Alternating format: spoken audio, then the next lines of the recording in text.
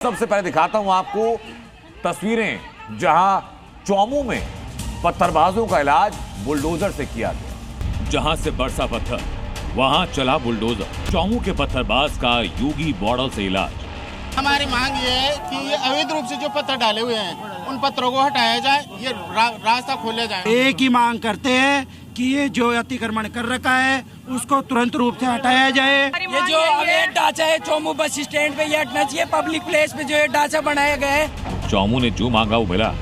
बाबा का बुलडोजर उपद्रवियों के मोहल्ले में पहुंचा और जिस घर के सामने से पत्थर चले उनके अवैध निर्माणों को पीले पंजे ने उखाड़ दिया।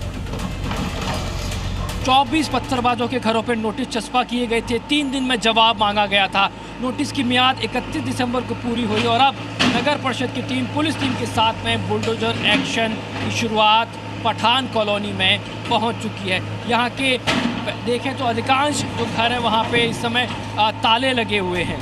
पत्थरबाजों के इलाके का नाम है पठान कॉलोनी। यहीं से एक हफ्ते पहले भाईजान पत्थर बरसा रहे थे, लेकिन आज हाथ बंधे थे, बुलडोजर के हाथ चल रहे थे। इमाम चौक पर 20 से ज्यादा दुकानों के बाहर बनी सीढ़ियां और रैंप को ध्वस्त किया गया। 25 सितंबर की रात को पत्थर बरसाने वाले ज्यादातर उपद्रवियों को भजन सेना पहले ही अरेस्ट कर चुकी है। आज बारी थी उनके फेंके पत्थरों का हिसाब करने की। जो काले रंग का आप जो गेट देख रहे हैं ये प्रिंस पठान का घर है। पूरी तरीके से जो बुलडोजर एक्शन दिखा, शायद प्रिंस पठान ने 1 पत्थर 2 पत्थर बरसाए होंगे, लेकिन आप देखेंगे कि कैसे एक एक करके ये देखिए ये 1 पत्थर, इसकी बात करें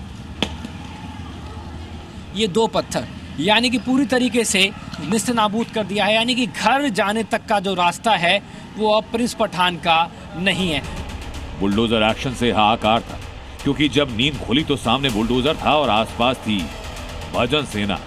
भाईजान की हफ्ते भर पहले की करतूतों को देखते हुए चौमू को पुलिस ने पूरी तरह छावनी में तब्दील किया और पठान कॉलोनी का पूरा कंट्रोल हाथ में लिया। मस्जिद के सामने पड़े जिन पत्थरों को हटाने पर विवाद हुआ वो पीले पंजे के वार से चकनाचूर होने लगे और इन पत्थरों के हटने से कट्टरपंथियों की साजिशों की परतें उखड़ने लगी। चौमू के पठान कॉलोनी में कैसे कट्टरपंथी ताकतें अराजकता फैलाने की तैयारी कर चुकी हैं उसकी तस्दीक आज इन तस्वीरों ने की। बुलडोजर कार्रवाई के दौरान यहाँ कई हथियार बरामद हुए। यहाँ कुएं की खुदाई के दौरान एक एयरगन मिली, तो वहीं जमीन के नीचे से पिस्तौल नुमा हथियार और फरसा बरामद हुआ।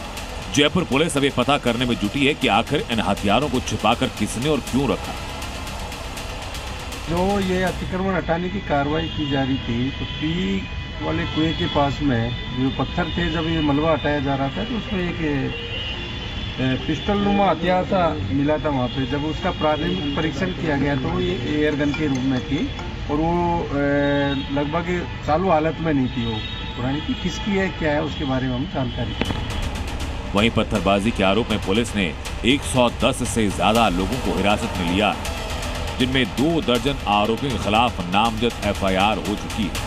आपको बता दें कि पूरा हंगामा शुरू हुआ जिस वक्त कलंदरी मस्जिद के पास लंबे समय से पड़े पत्थरों और लोहे की रेलिंग को हटाने का आदेश दिया गया।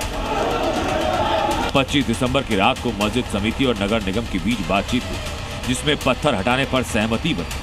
लेकिन 26 दिसंबर की सुबह पुलिस ने जब बुलडोजर से रेलिंग हटाने की कार्रवाई शुरू की तो स्थानीय लोगों ने विरोध किया। अफवाह उड़ाई गई कि पुलिस पत्थर हटाने के बहाने मस्जिद तोड़ने पहुंची है, जिसके बाद काफी संख्या में भाईजान मौके पर जमा हुए। भीड़ ने पुलिस पर पत्थरबाजी की, जिसमें कई पुलिसकर्मी घायल हुए। मगर अब एक पत्थरबाज का योगी मॉडल से इलाज हो रहा है। उपद्रवियों की धरपकड़ हो रही है, उनके अवैध कब्जे पर बुलडोजर चल रहा है। जयपुर की चौमू से आशुतोष शर्मा के साथ ब्यूरो रिपोर्ट, ZB।